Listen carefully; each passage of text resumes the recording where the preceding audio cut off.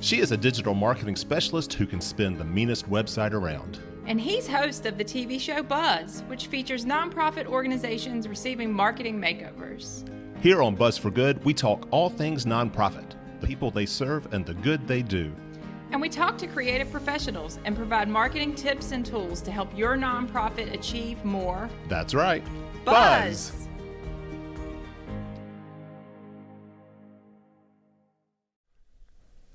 And greetings, everyone, and welcome to Buzz for Good, where we share the incredible work that nonprofit organizations do in Southwest Virginia, and we provide some marketing tools to help your nonprofit attract more donors, volunteers, and clients to your cause. Tragedies like the school shooting in Uvalde, Texas, make the headlines, but our country is plagued by gun deaths. Today, we are going to talk about one nonprofit program that seeks to stop some of those killings from happening. We are also going to share a bit of one of our Buzz TV show episodes that we're working on that will air on Blue Ridge PBS on June 29th that features Brain Injury Services of Southwest Virginia. I am Michael Hemphill, creator and host of the TV show Buzz that airs on Blue Ridge PBS, where on each episode we feature a nonprofit organization receiving a marketing makeover from a team of professionals affiliated with the American Advertising Federation of Roanoke, who donate their time and talent to help these nonprofits achieve more buzz. You can stay connected with us throughout the week by going to our website, buzzforgood.com. That's buzz, B-U-Z-Z, 4good.com. As well as on social media. We're on Facebook, LinkedIn, Instagram, and YouTube, all at Buzz for Good, B-U-Z-Z, 4good. On our YouTube channel, you can see all 20 of our TV episodes so far that have featured a variety of nonprofits, not only through Southwest Virginia, but all across the Commonwealth, and the incredible work that they do keeping us better connected and providing resources that otherwise would go unfulfilled in our country. I want to say special thanks to Freedom First Credit Union, where people bank for good. That's at freedomfirst.com. And the Roanoke Cultural Endowment, roanokeculturalendowment.org, for the sponsorship support that they provide this show and on our Buzz TV shows.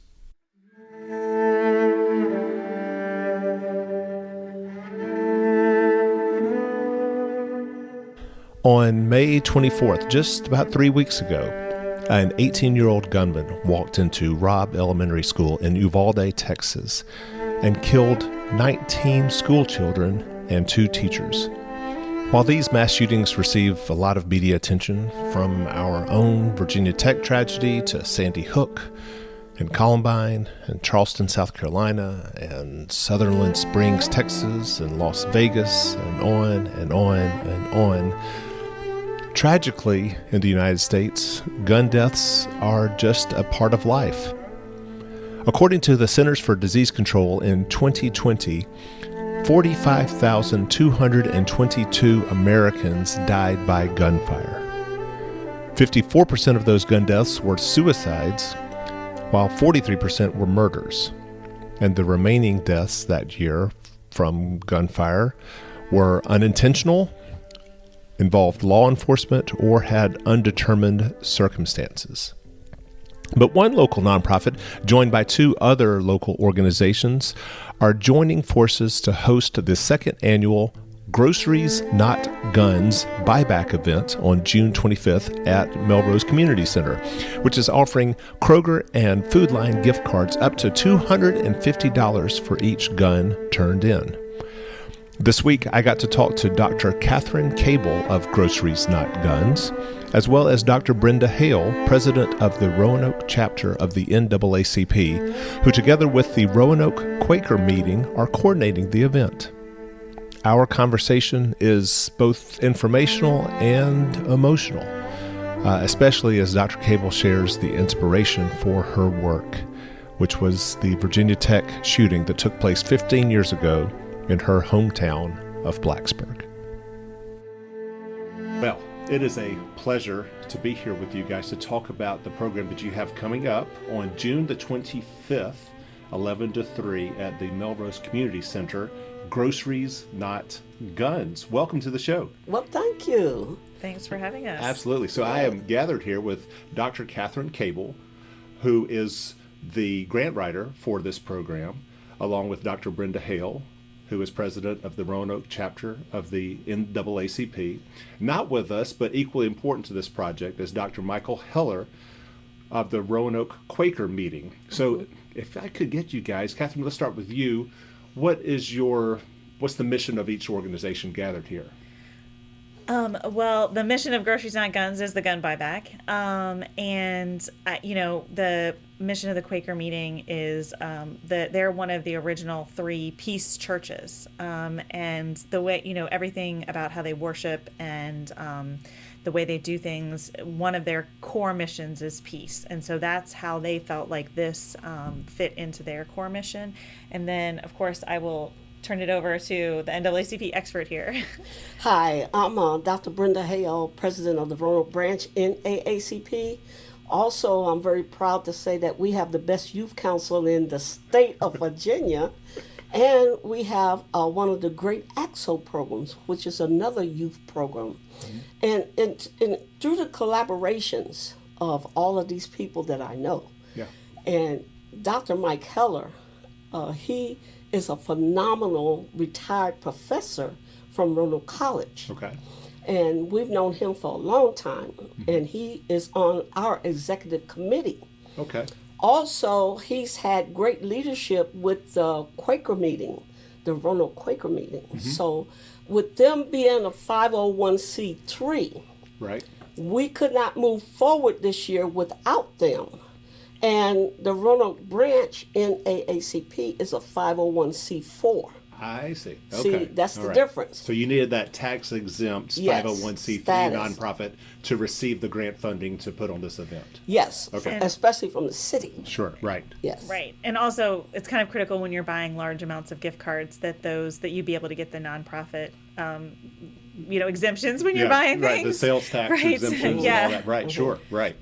Well, so talk about how your organization, Groceries Not Guns, came into being. What was there one particular, unfortunately there's so many of these mass shootings that we're having to face. Right. Was there one particular one that brought this to the fore? So for me personally, I was impacted by the mass shooting at Virginia Tech. My father was a professor there. He taught in a classroom that was attacked, but he was not, he was there, his class was at 10 a.m. and the attack occurred during the 9 a.m. class. So, my father was not in the building yet. The professor before him, Jamie Bishop, was there and killed. So that definitely impacted me, and it set me off on a long journey of working on gun laws. We actually had to change gun laws in order to have this buyback at all. This buyback, until July 2020, this buyback was not legal in the state of Virginia. And really? We weren't doing it before then, obviously. Sure. But basically, gun buybacks were nigh impossible. There was maybe some little loophole that you could thread through, but it was very legally difficult. And you basically had to do it without any assistance from your city police or any city agency, because if you had any assistance from any city employee or police agency, you had to resell all the guns to a federally licensed firearms dealer. And of course, nobody's going to pay for a gun buyback that just resells guns. That's not really how gun buybacks work. So first and foremost, we got the law changed. So, and obviously all our partners, NAACP, Virginia Interfaith Center, the Coalition to Stop Gun Violence, a million different partners came together to make those legal changes possible. Many years after the Virginia Tech shooting, which is actually like one of the core things that did drive people to change the gun laws in Virginia, and of course the horrible mass shooting in Virginia Beach. Right. So these things do drive some of the change, but I mean a lot of the gun buyback is centered around the fact that our everyday gun violence has gone up, and we've seen the entire time that we've been trying to change gun laws since 2007. We've seen that gun suicides have gone up. And then a few years after we saw a real uptick in gun suicides, we saw a big uptick around between 2014 and 2015 in gun homicides, almost everywhere across the nation. And then that kind of exploded during COVID. And so, we're just trying to look for anything we can do to stop stop this everyday gun violence. That's overwhelmingly what we're seeing in our community, and it takes a mass shooting worth of people die in Roanoke City now every year in gun homicides, and a mass shooting worth of people die in gun suicides every year in Roanoke City as well. I mean, upward 10 plus people every year in both instances. So that's what's really driving us wanting to reduce the amount of guns in our community and just start a different conversation about guns in our community. And so that's the idea. Well, we're going to have a fuller conversation Right. about guns, gun laws, and all this. Sorry, Dr. Hale. Yes, one of the things that I would like the community to know is that the Roanoke NAACP is about justice. And also, we were seeing all of these homicides, not only police shootings, but homicides in the community. And as an Army nurse and as a retired nurse from the Salem VA Medical Center, it pained me a lot to see premature deaths. And see, it didn't matter about the age, because you have young individuals dying as well as old. So it's multi-generational deaths that we're seeing prematurely. Yeah. And that led me to have this urge to have a gun buyback. I said, Roanoke, Virginia has never had that. And I've been wanting to do this for about 6 years. Then everything lined up perfectly for us last year. And through that success of the individuals that we had collaborating and working together, we thought we were setting the world on fire when I had raised $14,000. Yeah. Right. And we exhausted that in 90 minutes. Wow. But we removed 91 guns out of individual homes. I want to touch on that later, but while people are just tuning in, I want to make sure that they're aware of the specifics of this event coming up. And once again, I am joined by Dr. Catherine Koebel with Groceries, Not Guns, and Dr. Brenda Hale of the Roanoke chapter of the NAACP. And both of those organizations, together with the Roanoke Quaker meeting, are hosting Groceries, Not Guns on Saturday, June the 25th from 11 to 3 at the Melrose Community Center. Talk about how that event is going to work. So the way it functions is that when you show up, we would like you to bring either your firearm, particularly if you have a handgun or a revolver, in a closed box or similar container. You'll be greeted by the Roanoke Branch NAACP. They will help you fill out a form, and this is a form required by state law, which has just your name, address, your age, and you're required to be 18 or older. It also has your date of birth, your social security number, your gender, and race. And that may seem like a lot of questions, but one question we're not asking, and I think this is pretty key, is where did you get the gun? We really do not care, and please don't volunteer. There's no need to have a conversation about that. These are this very specific things that state law requires us to record.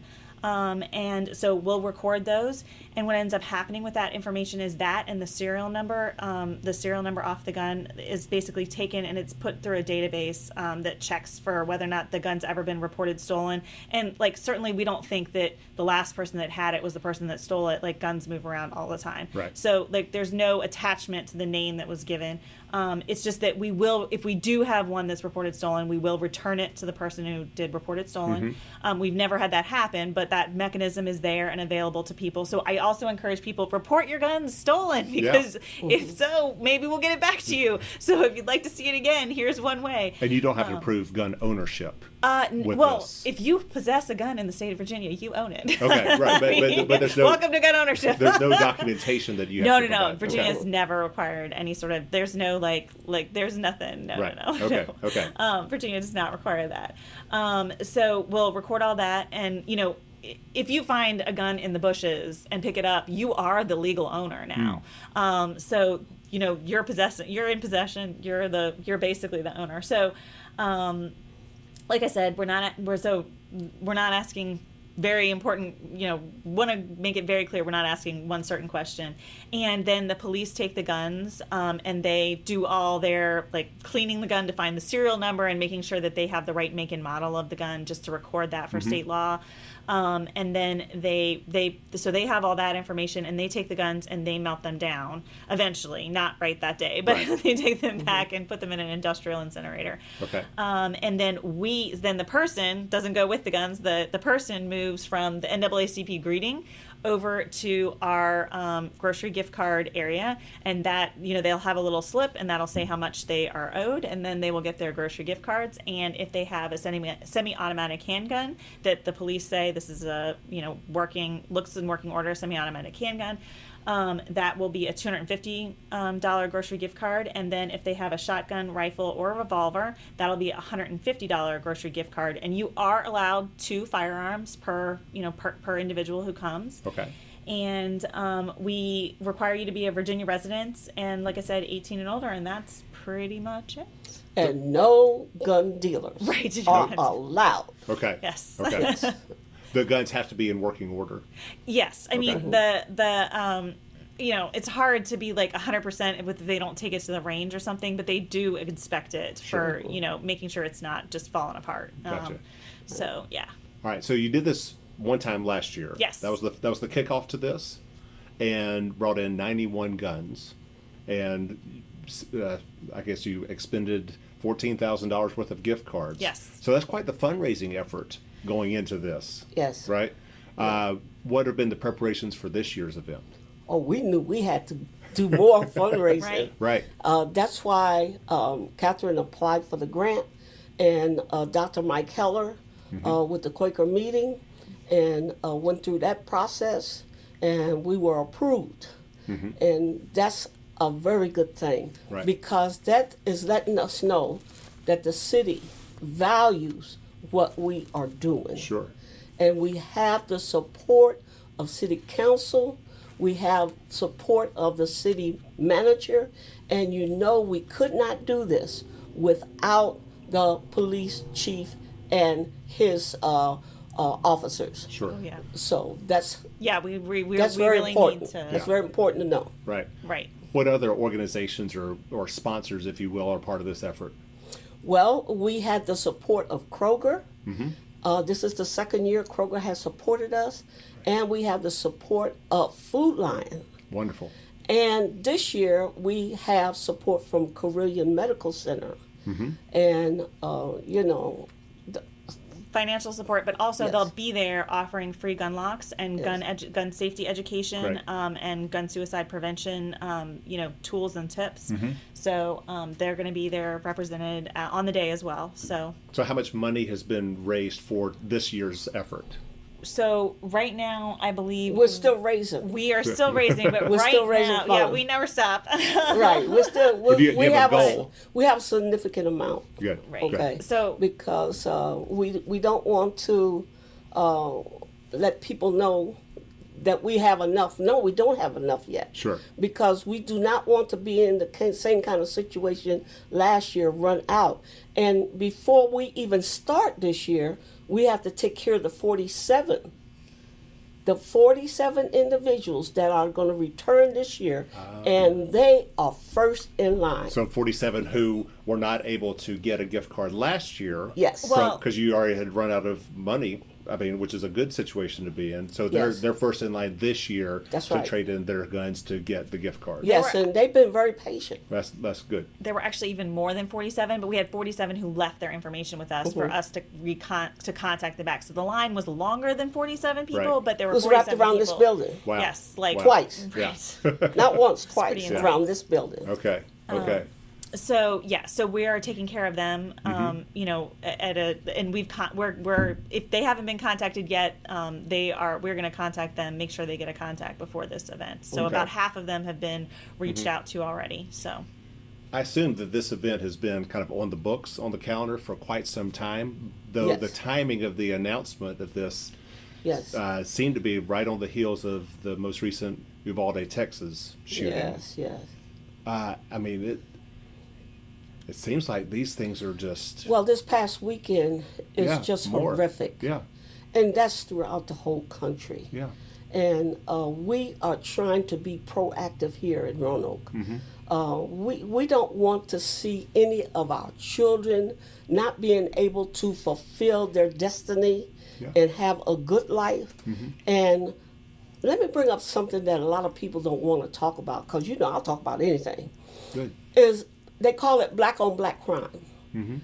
In Northwest Roanoke, you have a high incidence of black on black crime. So these are individuals that start an argument and fight with one another. They also may go to a club or a dance and fight afterwards.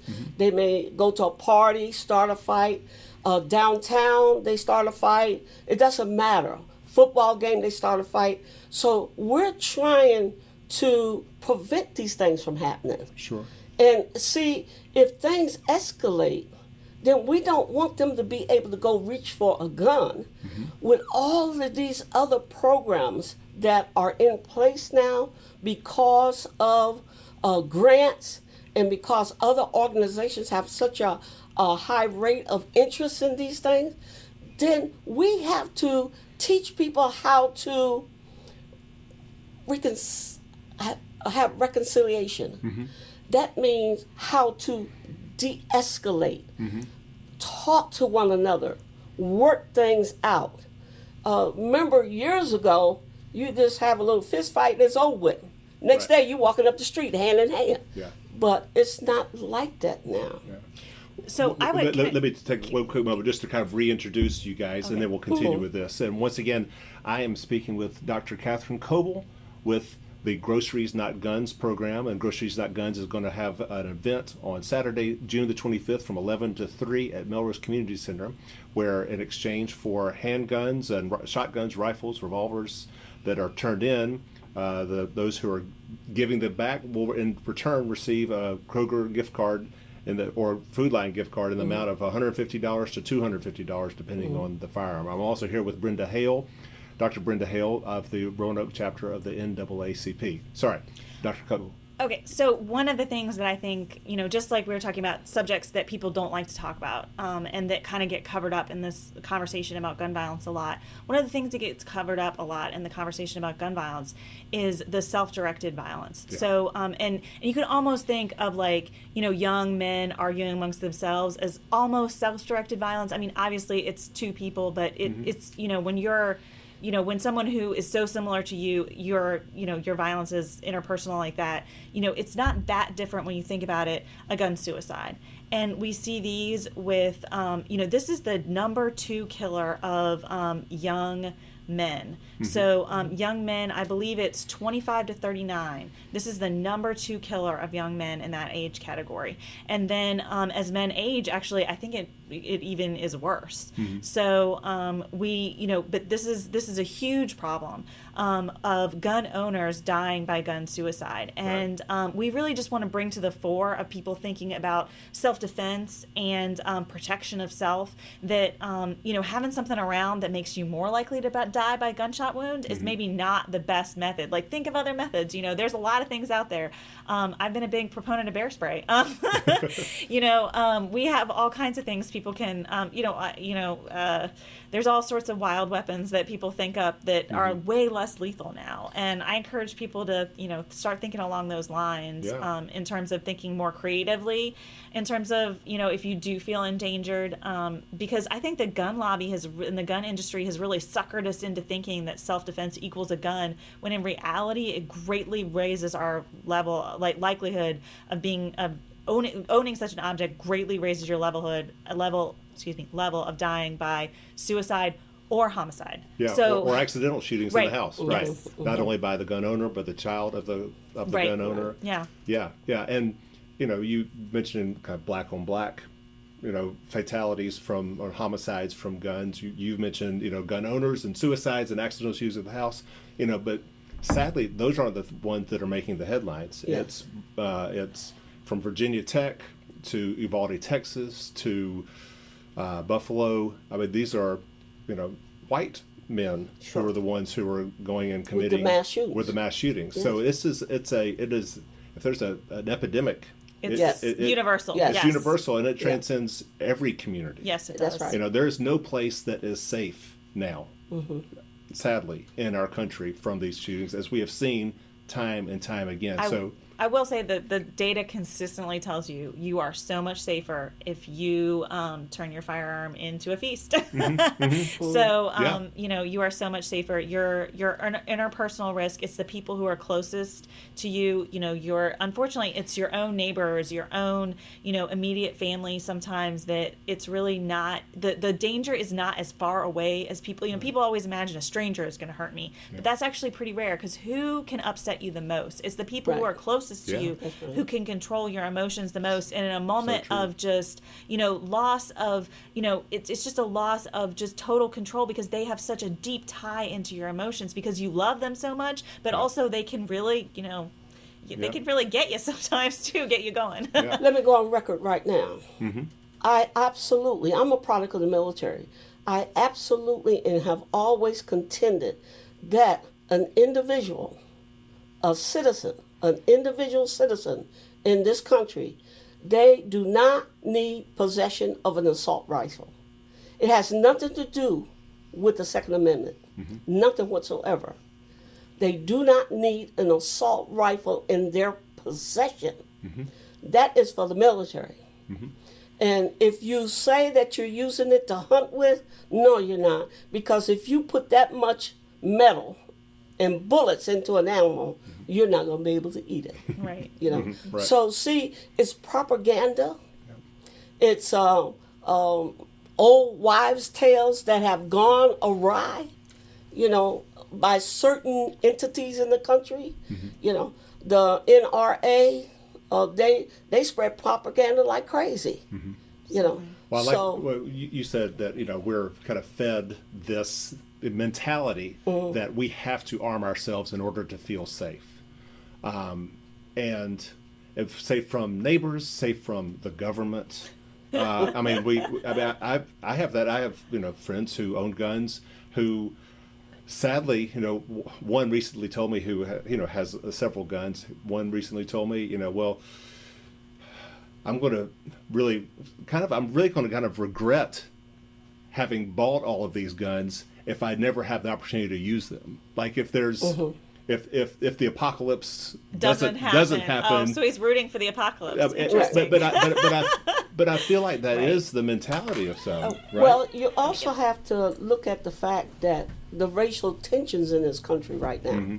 You know, you have the pitting, not just racial, but political. I mean, all across the board. Yeah, all of that. Yeah, it's just pitting one individual against another. Yeah, and it's just not right. Right. Because, you know, at the end of the day, Dr. King said, it is much easier to love than to hate because it takes too much energy to hate.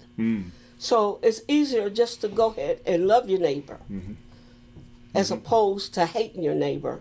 And you have no basis to even want to hate your neighbor. Yeah.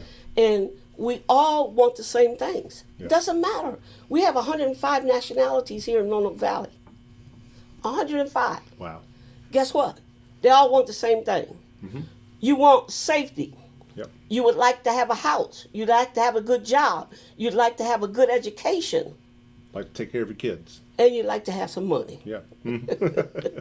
Yeah. So everybody wants the same thing. Yeah.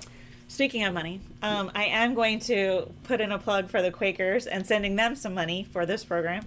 In case anyone is interested in donating, that we fundraise up until the very last second, and we make sure it all goes in. So Roanoke Quaker Meeting, P.O. Box 4584, Roanoke, Virginia 24015. Memo, groceries not guns, and that will absolutely go directly to this program. Is there an online platform to donate as well? There isn't. We just long story short, next year. Okay, very good. All right. Yeah. Baby steps. Right. And you have to give them a chance to get their pen and paper to write that down. Yeah, give it to us one more time. All right. Yeah, and slower. So the address is Roanoke Quaker Meeting, P.O. Box 4584, Roanoke, Virginia 24015. Memo, groceries not guns. Excellent. Well, let's take a break before we could kind of reset here, and we'll be back in just a moment here on Buzz for Good.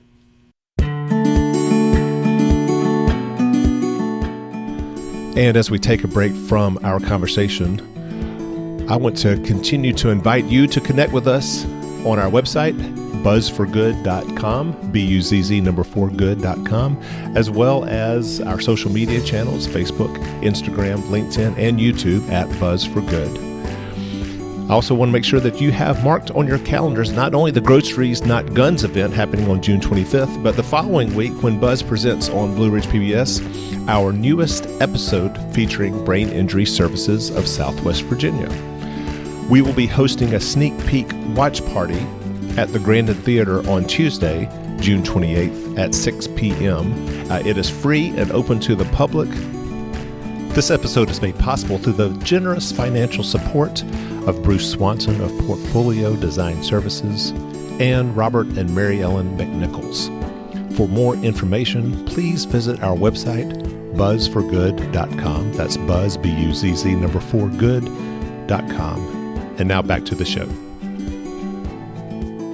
All right, and so we are back here on Buzz for Good, speaking with Dr. Catherine Koebel with Groceries Not Guns, and Dr. Brenda Hale, president of the Roanoke chapter of the NAACP. Groceries Not Guns is hosting it's not a gun buyback, or I guess it is a gun buyback using grocery cards from Food Lion and Kroger on Saturday, June the 25th from 11 to 3 at the Melrose Community Center. Catherine, start with you. You mentioned that some of this kind of got started from the Virginia Tech shooting of 2007. For those who are just tuning in, share again a little bit about your personal connection with that event. So my personal connection is that I grew up in Blacksburg. My father was a professor at Virginia Tech, and he's retired now. On that day, he was scheduled to be in a classroom in Norris Hall at 10 a.m., and the shooter entered that classroom at 9 a.m. and killed several students in the classroom as well as the professor. And that's where I realized that things had gone horribly awry in this country, and I was just distraught that my community was suffering. This precious place that I grew up in and viewed as very safe, and I knew it was safe, but I saw how people were talking about us. And I have to say, it was a revelation about how when violence happens to you, people blame the victim in this country all the time. It was a real revelation that it was our fault. We did it to ourselves practically, that we weren't nice enough to this young man, that it was our fault somehow. And that we deserved no changes of anything, changing in this country to make that sort of thing less likely in the future. And I adamantly disagreed with that. And so, that's where I kind of started to learn more about our gun laws and learn more about just all the different forms of gun death. But I have to say, I had actually had a lot of familiarity with all the different kinds of gun death in this country. When I was 18, a friend of mine, her mom, we played soccer together, and her mom was shot and killed by her father standing in the door of the family home. Dad, estranged father, they were in the process of getting a divorce, knocked the door early one morning, and the mom opened the door, and he shot her, and he also hit my friend. So he also grazed my friend. And so, this woman was a wonderful soccer mom. I mean, she was just like the classic soccer mom, like the best, would pile you in her van and take you about and make sure that you were taken care of. And the younger kids were actually on my brother's soccer teams, and that kind of thing. You're 18 years old, and you just somebody's mom. I mean, losing your mom when you're a teenager is not okay.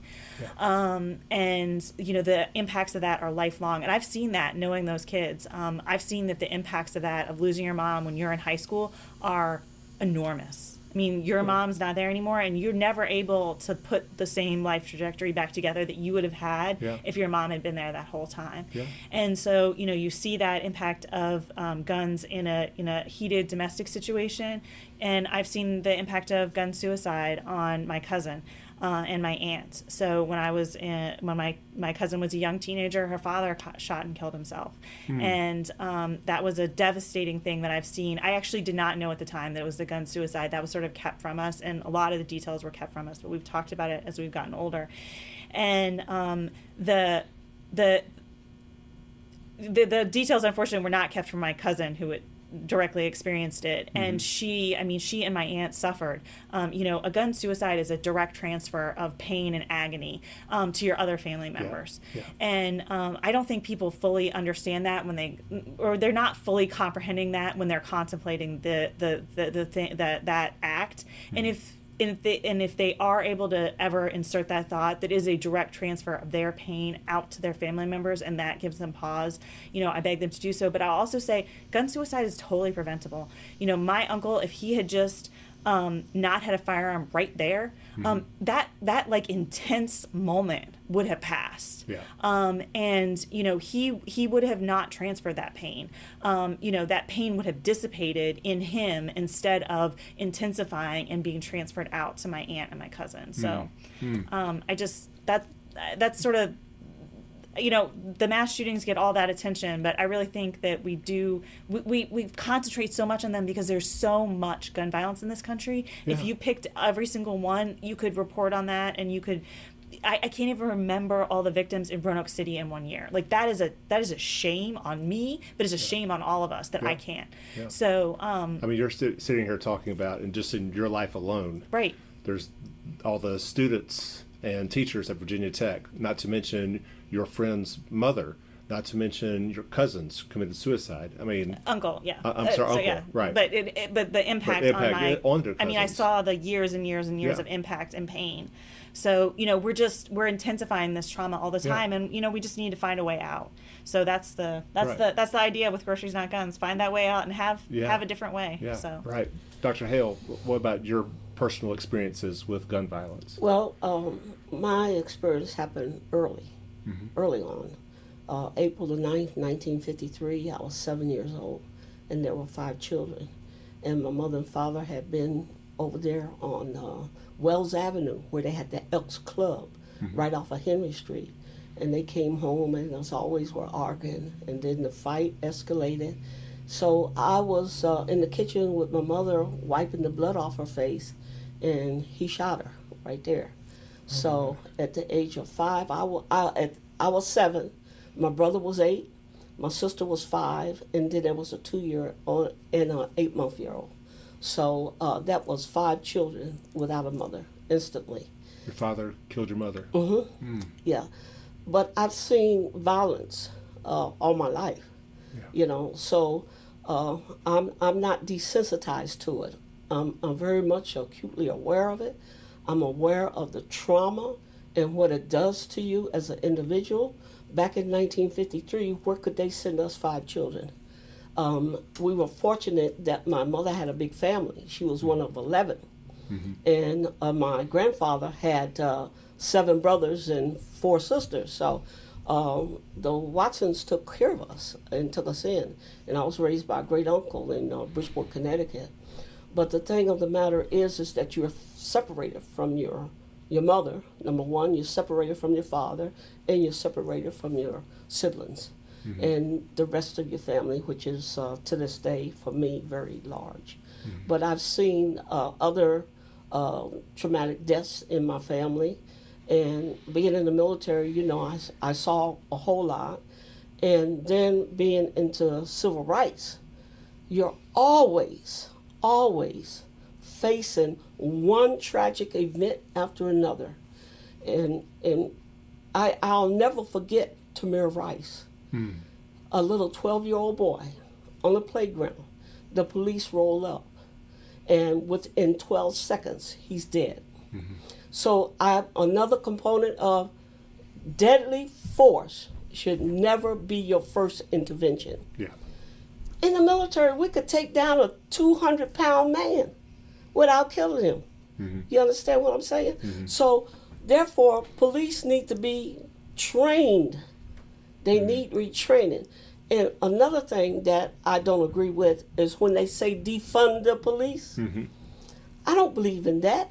What you're doing is asking to reappropriate the funds to give more training to the police officers. Now, one of the good things that came out of last year was the exit survey. And it wasn't mandated that you take it. Catherine had put it together, and this young guy said, my head was not in the right place. So he had sense enough to know that he was having a problem and wanted to remove the gun from his presence. That speaks volumes. Yeah. And if anybody in the listening audience hears that, maybe, when their circle of influence or friends, everybody has 50 people at least that you know and that you can influence, and they can influence you. Right. You need to be looking out for your family, number one, and your friends, number two, work associates, number three, and church members, anybody. Look out for anybody that you know that has a gun in their house, because you know it. Yeah. You know Yeah. who have the guns, and you know who doesn't. Right. Yeah. And one more thing I want to cover is that we know in this community there was urban renewal, because back then, over there where the Berglund Center is and over that way, that was the African American community. Right. When urban renewal came and decimated that, then people had to go to the Northwest. But one of the root causes of some of this gun violence is gang activity and poverty. Yep. Until we can all agree we don't like poverty, we don't like homelessness, we don't like all of these things. If everybody can agree to that, then that's when we can start making changes. Yeah. Yeah. So, Amen. Yeah. Let me just once again take a moment to reintroduce you guys, people who are just tuning in. That was Dr. Brenda Hale, president of the Roanoke chapter of the NAACP, and also joined here by Dr. Catherine Koebel with Groceries Not Guns, which is hosting a gun buyback program on Saturday, June 25th from 11 to 3 at the Melrose Community Center. And once again, that program involves anyone who brings in a semi-automatic handgun will receive a $250 grocery card from either Food Lion or Kroger. Anyone bringing in a shotgun, rifle, or revolver will receive a $150 gift card from those stores as well. And once again, no firearms dealers are allowed. This is only for Virginia residents ages 18 and older who need to provide their name, address, date of birth, social security number, gender, and race as required by state law to make that happen. Right. well, let's talk about 18. Right. Yeah. I mean, this is a first that we're going to be able to have the 18-year-old individuals, be it a guy or a girl, it doesn't matter. We want them to come in and bring us their guns. You'd be surprised what I hear from young people. They don't want to lead the lives that some of their family is leading, even their parents and grandparents. Well, you mentioned They don't want to lead those lives. right. Well, you mentioned the exit survey. So yeah. Yes. So what are some of the reasons why people brought guns in last year during your first event? So a lot of people just mentioned that they were motivated by the money, that they said almost the overwhelming majority said that it was really about wanting the money and the grocery gift card way more than they wanted the firearm. Right. And so I say bring them on in. I mean, a couple people admitted, one person just wrote poverty, which was heartbreaking. And we did have that was certainly, we had some folks who clearly were our average was making less, like $0 to $30,000 a year was our main. Once again, the majority of the people that were on our exit survey were between $0 and $30,000 a year. Which, if you're frugal and you're one person, but if you're two people in a household, $30,000 doesn't go too far. So, we, especially with any sort of inflation, we just want to serve people and make sure that the folks who really are struggling to get their very basic needs met have this. And instead of turning around and then, because those folks are going to sell those guns. Now the question is, are they going to sell them to a pawn shop where they're not going to get as good a deal? Are they going to sell them out on the street where they don't know where it's going to end up? And we think we're offering a better deal than out there too. And so those are the kind of questions facing folks, because firearms do move around. Like, I'll give you an example. A firearm that was lost in the 70s an Alaska state trooper lost their firearm and said that it was gone. They didn't know what had happened to it, but it's reported lost. And that gun showed up this year in a South Carolina school. Wow. Yes. Wow. So guns are durable and Right. guns move around. So if it's an old gun, let me tell you, it still moves around this country. Like, guns are a durable danger. Yeah. So just like, you plant a landmine and it can explode 10, 20, 30 years later. People say, oh, it's an old gun. Well, do old guns not shoot? I'm confused. So, my understanding is that they still, granted, if you really run it down, maybe it doesn't, or maybe it's more of an explosive. But hey, you know what? Like, we don't need people to have those guns either. Like, the thing that'll practically explode in your hand, we don't want that either. So, we're really looking to get guns out of people's hands that are probably interested in moving them somewhere anyways. Yeah. And some of the folks that came also, honestly, we did not buy all 91 firearms. This is an interesting component. So we bought, I think, 70 some odd firearms, and then another 19 were just given to us. They said, you know what? I'm signing it over today for free. I realize you ran out of gift cards, but I don't care. I just want it gone. I want it out of my house. I've lived with this thing, and I feel like it's almost like a TikTok. And I will tell you, not that TikTok is in like a ticking time bomb, right? Not like an actual TikTok video. A ticking time bomb, that. There's a little bomb in their house, right. And that they think to themselves, well, maybe I'll never do anything with it, but what if somebody breaks in and that's the first thing they take? Right. What if this? What if that? Like, what if some kid comes into my house and they're invited to be there and somehow they find it? Yeah. So they're just kind of thinking I'm tired of having this thing. It's causing me stress. Yeah. Well, we're happy to help those folks out, and we're happy to give them a gift card too, if they're, as long as they're, we have plenty, so which we're hoping to do. And the value right now today, we know that cost has just escalated for groceries, right? For gas. And hopefully maybe next year we'll have gas cards. Well, no. So actually, the Kroger cards work for gas. Oh, good. Yeah, you can buy that Kroger gas with that's the like gift card. a gold mine right there. Right, there you go. There you go. Yeah. So we just want the community to know the value of it right now. Yeah, right. It is even higher than it was last year. Yep. Yep. Well, you mentioned the ticking time bomb, and it suddenly reminded me. So full disclosure, I grew up in a home that did not have firearms. But I remember going to visit my grandparents one time, and as a 5 or 6 year old kid, you're just kind of tooling around. Sometimes you explore, and I remember opening up a bedside dresser, right? And there was a handgun in there, and I had never held one, so of course I pick it up, and I remember my younger sister's in the room, and I remember as a 5 or 6 year old pointing it at her. Ooh. Right, there for the grace. No, my dad has a similar story where a friend of his, they would go out squirrel hunting on some lands that one of his friends had, and one of his buddies brought the gun home and laid it on the kitchen table. And these are maybe middle schooler, would be the equivalent of middle schoolers, tweens, and he lays the gun down instead of properly putting it away because he's a kid.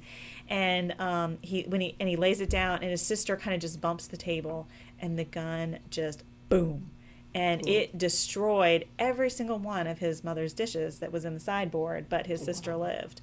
So and no more guns allowed to come inside that house anymore after that.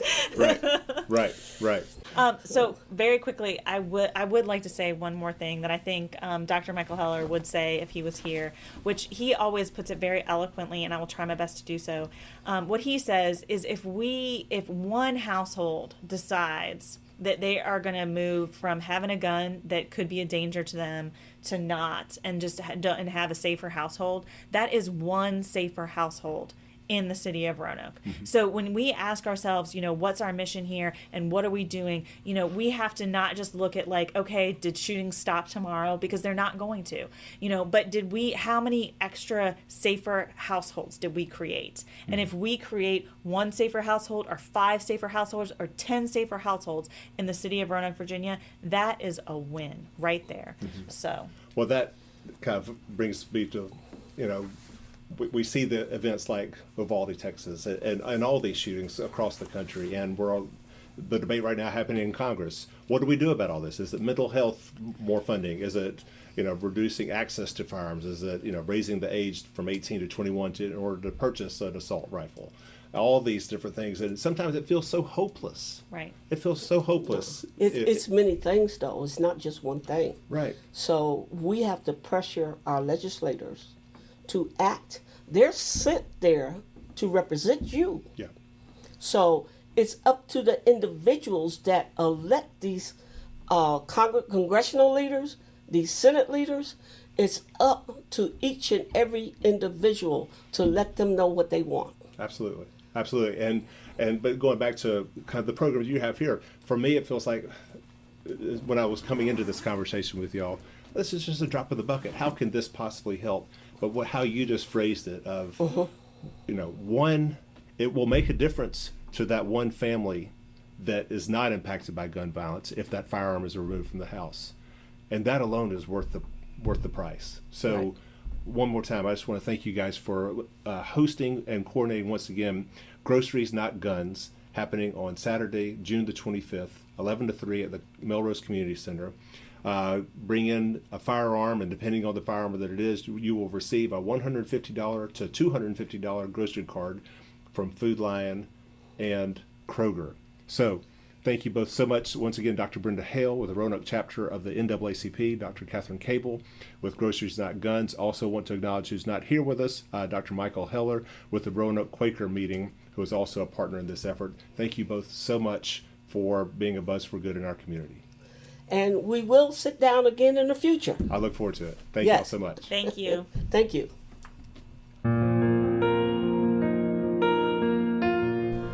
From Groceries Not Guns, we're going to quickly shift to another nonprofit that we are featuring in an upcoming episode of Buzz, our TV show that airs on Blue Ridge PBS.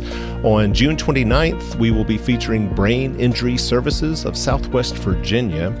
And as a little sneak preview of that show, I'm going to play the conversation I recently had with the founders of the nonprofit, Greg and Fran Rooker, whose 10-year-old son suffered a brain injury in 1997. The injury took his life in 1998, but it also inspired the Rookers to help other families facing the daunting challenges of helping a loved one with a brain injury. It was 1996. Jason was 10 years old, and he had an accident while playing in the yard. Accidentally hung himself and suffered a severe anoxic brain injury. And we were in the hospital and rehab with him for 11 months. He was quadriplegic, he could not speak. He did laugh at funny jokes and funny movies. And after 11 months, we came home and had the standard OT, PT, speech therapies, but we just didn't have any guidance anywhere of how to live with this brain injury and Jason in his condition for long term. And we felt like we were in this for the long term. How do you move forward? How do you set a goal and then accomplish that goal? And it just was not available. And we even thought about moving to a more populous place like Richmond, but they didn't even have anything then of the sort. Mm-hmm. So we decided that when Jason was feeling better and accomplishing some of his goals, and we had time, we were going to do something about that. And then suddenly he died in September of 97. And so we started on that path with Brain Injury Services in the year 2000. That's when we founded that through the Jason Foundation. We also started educating our legislators on the needs of people with brain injury, collaborating with Northern Virginia to get the first brain injury money ever in the state for like 12 years or so. You know, it always amazes me because I feel like yes, we founded it, but there was help from someplace else beyond. I felt like Jason was pulling the strings or something because, today the Brain Injury Services covers more than 14,000 square miles of Southwest Virginia and beyond. And they work with, provide free services for at least 500 families a year. I know all of this was born out of tragedy. And I'm just personally in awe of you guys for having taken what was, I know, an exceptionally dark time and providing some light and hope for other people who find themselves in similar situations. So on behalf of a community, I thank you. Thank you. It's been 25 years this year, since he passed away. Sometimes it's like yesterday, and sometimes it's like it's been gone a long time. Mm-hmm. So, well, we both think he came into this life for a purpose, and we think the purpose was to help the brain injured. And if he had not come into this world and had not died, that wouldn't have been accomplished. Right. So we feel good about that, and we think that it was divine intervention, I guess. It always amazes me how many wonderful people, because of this, have come into our lives that we never would have met before, and how many people we've been able to help. And there are so many people who have no idea about Jason's story and who've never met us. And when I see the progress they make in their own lives because of the services, it just warms my heart, brings tears to my eyes. And we're just very grateful we had a son who has been able to touch others in this way.